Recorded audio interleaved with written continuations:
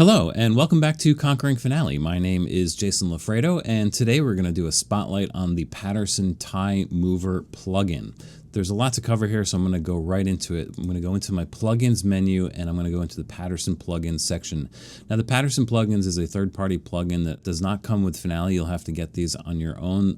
There is a link on the website so that you can find these plugins, but once you install them, you get this menu item in the plugins menu, and you get a whole bunch of different plugins, including the one we're talking about today called the Tie Mover plugin. And when you open that up, you get this window, and there is a lot to this, so let me just get right to it. There's basically two halves to it. The top half is called Ties to Effect, and think of this like a filter. Basically, you can choose all of the types of ties that you want to change, and there's a lot of different options here, which I'm going to get into. The second half of it is called Actions to Take. So these are the actions you're going to do on those ties that you're asking the tie mover to change via the filter, right? So that's basically what's going on. I'm going to talk about the filter first, but let me just do something in the actions to take so that as I'm demonstrating the filter, there will actually be a change to be made. So if I actually just select all here, go into the tie mover, and I'm going to do something silly here with the height. This has to do with the curvature height or the slur arc. I'm going to make this a ½ inch, which is going to be enormous. This way you'll see exactly which ties are being changed. And just by doing nothing else except that and pressing go, you'll see some ridiculous ties being created here. All of my ties are now a half of an inch tall, which is just outlandish. But of course, we can always go here and just undo to get back to normal. All right, so with that set, what I'm going to do is start walking through the filters in the top section here, right? So obviously you have these layer filters, and if you notice in my clarinet part here, maybe you can't see that. Let me zoom in a little bit more. In my clarinet part, I have notes in layers 1, 2, 3, and 4. So if I were to say I only want to affect, layers 2 and 4, right? I would just uncheck 1 and 3 and hit go, and you see it will leave all the other ties alone in layers 1 and 3 and only affect those in layers 2 and 4. So that's pretty simple. You just check the layers that you want to select, right? And any combination of layers you can think of or need to do, you can do here, right? Then you have this option, ties inside staves only. So this again will filter for only the ties inside the staff. And by definition, inside the staff means basically the first space to the last space. So the top and bottom lines, if the note is on the top and bottom lines, it does not count as inside the staff. So if I check that option and press go, you'll see that a lot of ties are affected. The D, the G here in the clarinet, the E and the F, those are inside the staff, but the F and the E are considered outside the staff. So those ties are not affected. So that's what that filter option does right there. You also have the dotted notes only filter, and that probably makes logical sense. It will only affect the ties on dots. So there's only a few of them here, and you can see them change to a ½ inch high. So that's what that dotted notes only filter does. Now the third option here, filter on slur endpoints ... The ... means that as soon as you check this, you're going to get yet another window that has to do with filtering for ties when there are slurs involved. So in this passage, there are a few slurs in the piano part, and I just want to point out what's going on in terms of these options here. So select only notes with ties starting with a slur, ending with a slur. Those are checked by default. So a tie that starts with a slur would be this first one in the piano here. There's a tie here, but the slur starts there. Ending with a slur would be this tie here, right? The tie ends and the slur ends at the same time. The two options here for connecting to and from a slur, this would be this tie on the second measure of the piano part here, right? This is sort of not how we do slurs most of the time, but I've seen it done like this where the slur happens after and before the tie like this. It's not usual to do this, but it is something that people sometimes do. But the connecting to a slur option would be the tie that's connecting to the slur. So the end of this tie connects to the beginning of this slur. Connecting from a slur would indicate the ties after the slur that looks like this. So these ties here would be the ties connecting from the end of the slur. So that's what those two options are for. Generally, we don't slur like this in modern music, so whether these are on or off doesn't always necessarily matter. This option for chase slurs. So if I were to let me just show you this. If I were to actually create a selection that looks like this, not including this fourth bar, This chase slurs option would actually help me out because the end of the slur actually appears after the selection. So with this option checked, it would just look for all of the ties related to slurs for these slurs that are going past the selection. So sometimes that's useful to have on. On the right side of this window, you have on each note or chord effect, and this is sort of yet another filter for the ties on slurs, right? Just a filter within a filter within a filter or something, right? So you can either choose all of the ties, you can choose the outer ties only, which would be the top and bottom ties in a chord like this, or outer ties opposite stems, which would be just the upper ties in this third measure, for example. And then there's this option, accept whole notes, so you could, leave out whole notes from this particular option. Although this one is a little bit odd to me. I can't really figure out what this does, and I can't really seem to make anything make a difference with this option checked or unchecked. So I'm not sure if that's a bug or an oversight or just I'm not doing it correctly, but technically what this should do is it should ignore whole notes when the outer ties opposite stems option is checked. But anyway, you can decide how you want to do this. Outer ties, all ties. Outer ties really is the outside ties, not the inner ties. We've talked about that in one of the slur videos. The ties inside the chords are set as inner ties, so this would ignore those inner ties. But anyway, you can set this up how you want, starting with slur, connecting to a slur. Again, the ties connecting to and from a slur, right? So let's say we set it up like this, and now we've got this filter on slur endpoints option selected, so it's only going to choose those ties that are connected to a slur in one way or another, and you can see that it only affects those ties and it leaves all of the other ties alone. So that's what's going on there. Right below that, by the way, you do have this reset for all ties. This is just a resetting the filter. So if I make some different kind of changes here and I say I want to go back to square one, just hit reset, and now it basically is filtering for all ties, all layers. You're not filtering out specific things or anything like that. So that's just resetting the filter. And then to the right, you have staff position. So again, you could choose to affect all of the ties on either lines or spaces, or you can specifically ask it to only change ties on lines, and by doing that you will only change a few ties. Let's go back to my 0.5 number here. There you go. So now you're only changing the ties that happen on notes that are on lines, and you're ignoring the ones that are on spaces, right? So you have that. Of course, on spaces would do the opposite. You also have direction, so you could change all of the over direction ties and leave all of the under direction ties alone, right? So now all the ties going up are changed, the ties going down are ignored, or any. And then you have this option here, tie type, and there's a bunch of different options here. There's ties only versus tie ends only. Now let me get into this a little bit because this is a little bit confusing. We have to understand what a tie end is in order to understand what's happening here. So the only tie end that I have on this page is here. Is these ties here. It's these ties to the left of the note at the beginning of the system. This is what Finale calls tie ends. It's the end of the tie going into the note at the beginning of the system, right? You don't see any of those tie ends anywhere else. So with that particular filter option in the tie mover, set to tie ends only, what you're doing is you're affecting those tie ends. Now here's the thing. Tie ends exist on every note that has a tie, or rather it exists on every last note that has a tie. So in all of these measures, the second D here, this has a tie end. The second G has a tie end. The E has a tie end. The F has a tie end. The first F, the first E, they don't have tie ends. They have basically tie starts or just ties. But all of the notes have tie ends. It's just that you don't see those tie ends unless that note happens to be at the beginning of a system. And those tie ends can be changed even though they're not visible. This is where it gets a little bit confusing. So if you have tie ends only chosen here, and you select all and you set your height, right? The only ones you're going to see change are the ones down here because those are the only tie ends that are visible.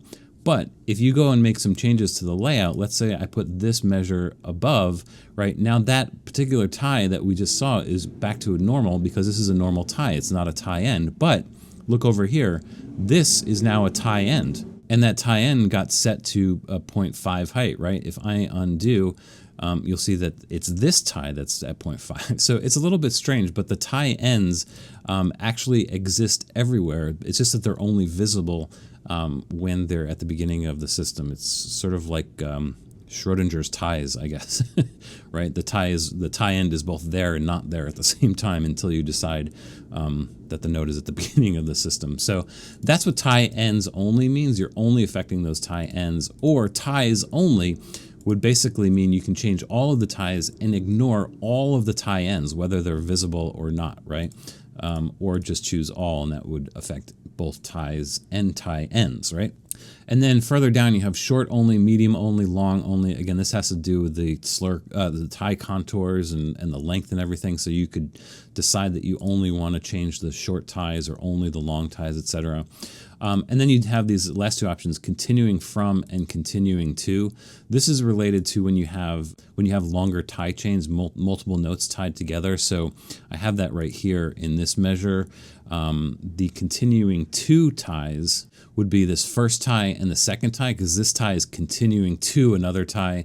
The second tie is continuing to a third tie, right? The continuing from ties would be the second and third one, because the second tie is continuing from a previous tie. The third tie is continuing from the previous tie. So if I just set continuing from here, the only ties that should be affected are the second and third ties in this particular tie chain. So that's what's going on with the continuing from and continuing to options. So again, further filter options, ties only, tie ends. You can filter for the length of the tie, and these options for continuing to and from ties, right? So this is the filter section, and you should know that these filters are basically additive. So if you decide you want to change only the layer 2, 3, and 4 ties, but you only want to change on the lines, you're only going to change on the lines N, 2, and 4, right? If you decide that you want to change all the ties, but only the ties inside staffs and only the ties on dotted notes, it's going to only change the ties on dotted notes inside the staff, right? It's going to ignore the dotted notes outside the staff. And when I do that, there's sort of only a few ties that get affected when you do that. So, combining options here will just sort of filter it further and further down to less and less ties, essentially, right? And of course, let's just go reset for all ties. All right, so that's basically the ties to affect the filter section here. Let's talk about the actions to take. We've been dealing with the set height, and you can see what's going on with that there. But let's look at some of the other options. First of all, this revert to default option, if you check that, everything else gets grayed out. This is actually a really handy thing to do. So if I make a change like this and get all of my ties all out of whack, and even if I had made manual changes, with the special tools and changed the ties and everything, if I wanted everything to go back to the default settings from the document options, you can just check that, select all, make sure that all your filters are, your reset for all ties, etc., and press go. And this will basically reset all of the ties back to the default settings in the document options, right? When you uncheck that, now you have access to all the other things that you can do with the ties, right? And so we've talked about the set height. I'm basically setting the height. This is, in the tie contour window. We talked about this recently in, I think, the last of the tie videos. This is setting the height to 0.5, right? This is not an addition. You're not adding 0.5 to the heights that exist. You're setting the height to 0.5. So when you do this, you're effectively setting the height the same for all ties. So if I made this a little bit more reasonable, let's say 0.1, and I press go, all the ties, regardless of the length, regardless of the style of the tie or whatever, the height is going to be set to 0.1. So that's basically what's going there. Same with the inset. The standard inset in Finale is set to 20%, but you can change this to 10%, 30%, whatever you want. And it will set the inset for all ties to whatever that percentage is, right? And if you just uncheck that, then you're not dealing with anything in terms of height or inset. So that's what that is. And then we have sort of this other main section here, offset ties on, and then you have below that a bunch of options for the offsets, and these are horizontal and vertical offsets.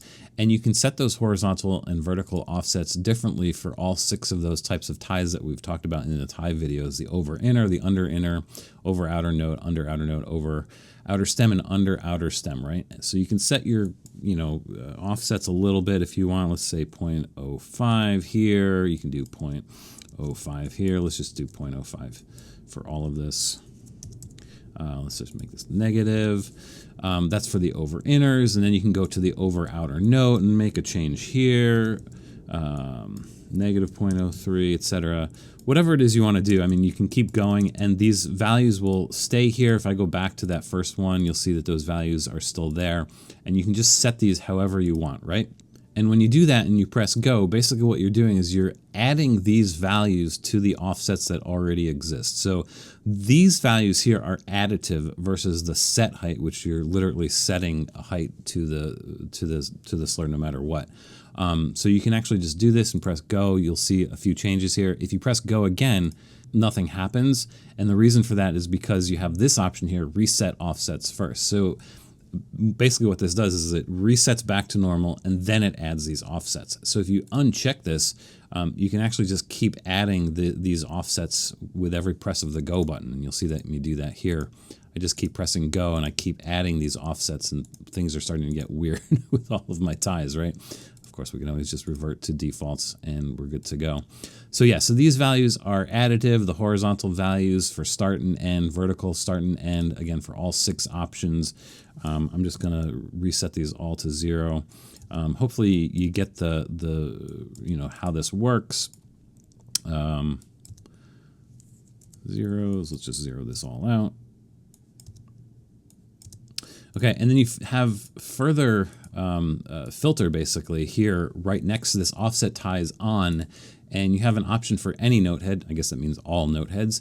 And then normal note head, whole note, and double whole. Normal note head means either the filled in note head, so the note head that would be on a quarter note or an eighth note, and the half note. That's what normal note head is. Whole note would be a whole note, and double whole note. The reason why you have these options is because the whole note and the double whole note are a little bit wider than the normal whole note. The filled in and the hollow half note head are the same width. So I think the thinking is that any offsets you're going to make are going to be similar for, filled in note head and a half note head, but they might need to be different for whole notes and double wholes. So he's giving you some really finite options here to filter even further for those offsets, which is really kind of cool. And of course, if you just uncheck offset ties on, then any of these offsets will not be made when you press the go button. You could uncheck that and then check set height, or you could do other things here. You just have a bunch of things you can do. Of course, you can always do all of this at once, right? You can set both of these things. You can add some offsets and add some height, or set some height rather, set the insets. You can do it all at once if you need to. On the right-hand side, you have this option, avoid staff lines. And again, this just has to do with the document options for ties. If I go here, if I go to the tie contours, you have this option for avoid staff lines. This is usually checked by default in the default document, and really should stay checked. So that's what this is affecting. It's set to negative, meaning no change will be made. So if you have avoid staff lines turned on, then it will stay turned on. If you have it turned off, then it will stay turned off. But you can also check it to make sure that it does turn on if it's set to be turned off.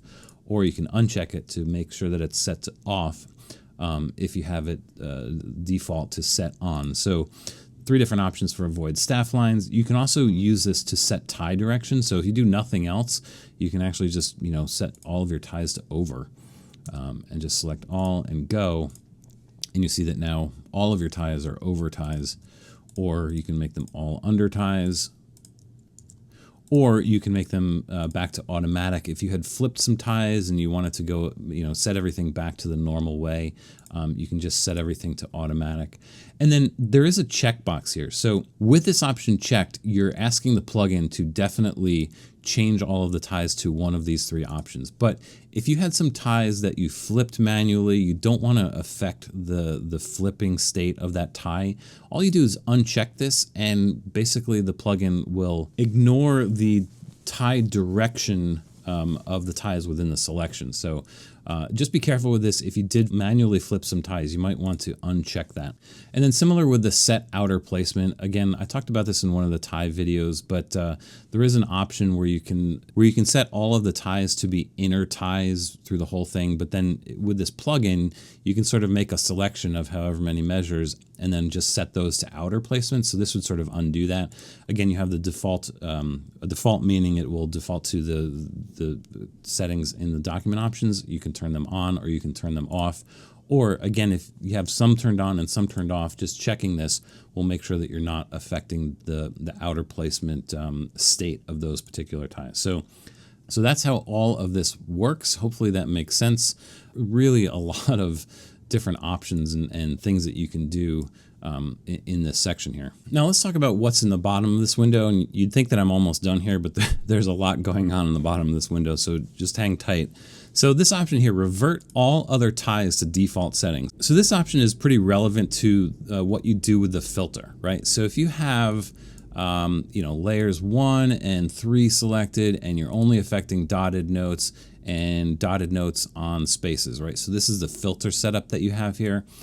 With the revert all other ties to default settings, basically that's exactly what it is. All the other ties that don't fit into this filter will get reset to the default. Sort of like doing this would revert everything to normal.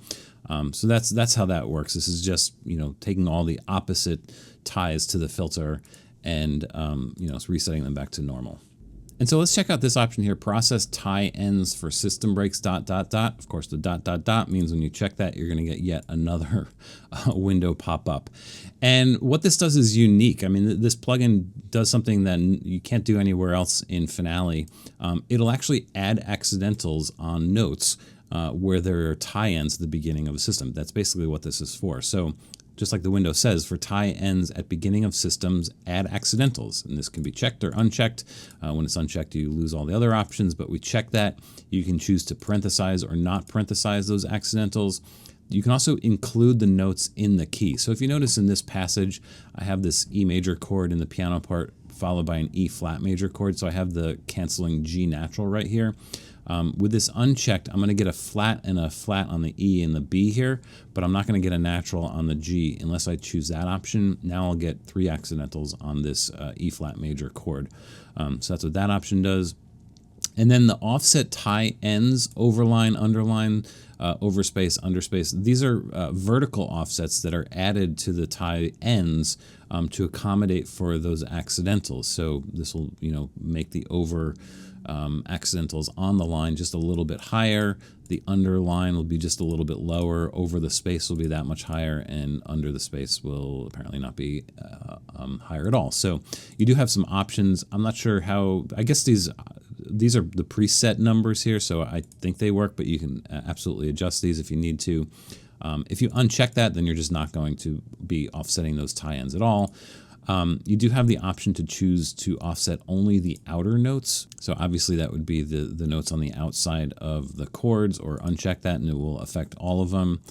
And then place tie ends with accidentals. It's just, I guess you ran out of room for that full word there. And you have the choice to go to default outer or inner. So you can change all of those ties to only be outer ties or only be inner ties. So so that's an option there. But anyway, just set up like this. I'll talk about the bottom half in a second. Set up like this, and you press OK. And so now I have the process tie ends for system breaks checked, and I press go. And if I go over here and just respace, you'll see what happens is that now you get accidentals at the beginning of the system, just like that. Now the ties do cross through, so maybe I needed a little bit more offsets on some of them. The middle one's really tricky. If you go too low, then it's going to look like it's on the wrong thing. So that, is not ideal anyway. But anyway, that's basically what that does. Now let me just go back in here for a second and talk about the bottom section for mid-system tie ends. Again, it sounds counterintuitive because how could a tie end exist at mid-system? But this is where that whole Schrodinger's ties come in. Again, the tie ends actually exist everywhere there's a tie. But this option exists here to remove accidentals on those mid-system tie ends for a very, very specific purpose. Let's say, I'd make some changes and, I've run this plugin, I have these accidentals and I made some changes, and now the layout has changed, and all of a sudden this measure is now on the same system here. And this absolutely doesn't make sense. I really don't want to see those accidentals, but I do want to see them here, right? So that option, those options on the bottom sort of help out here for mid-system tie-ins. Remove the accidentals, with or without the parentheses, or remove them only if they have the parentheses or whatever. and that will remove them here. And then with this option here, it will add them back here. And when I do it now, you'll see that it will sort of fix it again, just respace everything, and you'll be good to go. So it very clever that he added that option, knowing that at some point you might actually run into a scenario like that. Let me just go back to the way it was. And then lastly, let me just talk about these two options: use default tie placement and use default outer placement for mid-system tie ends. Yeah, I think this is supposed to reset the ties to their default placements and their default outer placement or inner placement, depending on what it is. I think this has to do with if you change the place tie ends and change them to outer or inner here and then reset. I think that's what this is doing, but I wasn't able to kind of confirm what that does. And it's a really, really niche scenario where I think you actually need these, but have them you check there, anyway, it's totally fine. But anyway, so that's what the process tie ends for system breaks does. It actually will add these accidentals there if you want them. All right, and then we're almost done with this plugin. Below the process tie ends section, there's 2 check marks here for all parts and all open documents, and you can see that they're both grayed out. I can't actually select either of them. The thing about these options is that you cannot select them unless there is no selection made in the score. So now that there's no selection made, I can choose all parts, and that will do exactly that. It will make changes it'll make the changes that you set up in the tie mover affect all of the parts simultaneously, right? Incidentally, I should mention that if you ever make changes to ties in a linked part, let me go back here to show you this. Let's go set this up again, 0.5. Let's not say all parts, but let's just say, we're going to change everything, the height again here. Go. You note that the ties turn orange. It's because it's unlinking. So when you use this tie mover plugin within a part, it's nice that it sort of unlinks it from the score. If you go back to the score, all of those ties are unaffected. They're all orange, meaning that they're unlinked, but yeah, so that's what's going on with this plugin. It'll definitely unlink these ties before it makes these changes. Again, with nothing selected and this option selected, it will change the ties on all of the parts simultaneously on every measure. So that option is there as well. And also the same thing with all open documents. Now, I only have one document open, which means that this option is not available. But if I had a second Finale file, I could check this option, and with or without the all parts option checked, if I had both of these options checked, basically it would make these changes to all the open documents, to all the parts in all the open documents. Or if I had all parts unselected and all open documents checked, then it would just make the changes on the whatever layout you're looking at, the score or whatever, in all of the open documents. So that's what's going on there.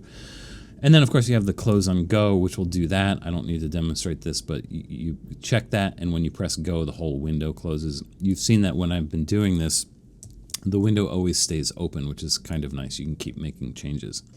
All right, and then the very last thing I'm going to talk about, save settings. If you go press this button, you get a whole thing, and this is fairly common in a lot of the Patterson plugins. You can actually set up basically profiles of the plugin and then use it later. So basically what this does is it will, you can set the tie mover, however you want, and then you go in here, you save settings, you can, change this to tie mover, whatever it is you want to call it, and then press OK, and basically you're adding a saved setting, and it will remember all of the settings that you have here, and it will use a submenu for saved settings of this plugin, and it will skip the dialog. It'll skip this dialog box when you do this. Essentially, I'm going to show you sort of how this works, but I'm not going to really demonstrate it. Just cancel out of there. What will happen is that the Patterson plugin's tie mover will get a submenu. Once you make one saved setting, you'll get a submenu here, just sort of like, see how the staff sets has a submenu, multi-measure rest sort of has a submenu. Tie mover will get a submenu, and in that submenu will be another instance of tie mover that will get you to the main plugin. But below that, you'll see all of your saved settings. So this is really handy if you set this tie mover up in a specific way for a specific type of file. You can save that, and then save a different set and save a different set, and you can have as many as you want. And then all you have to do is choose the sub option here, select it, and it will bypass this window. It will use the settings that you had set up and saved exactly as you needed them, and you're good to go. It's a really nice little shortcut. The one thing I will say is that in order for this to work, you click OK to save something, and you'll get this window.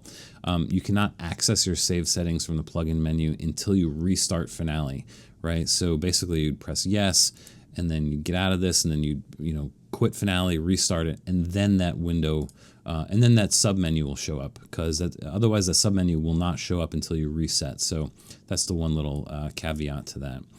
So that's the save settings. Really handy if you want to make different types of changes and just save them for later. So that's what's going on with the Patterson tie mover plugin. As with many of Patterson's plugins, they're complicated and they're really, really super powerful and fairly ingenious in sort of the way that he kind of anticipates every possible need. So yeah, it's a really powerful plugin. If you need to do lots of different things with your ties. All right, so that's it for the tie mover plugin. I hope this has helped. Thanks for watching. As always, please don't forget to subscribe, and I will see you soon on the next video.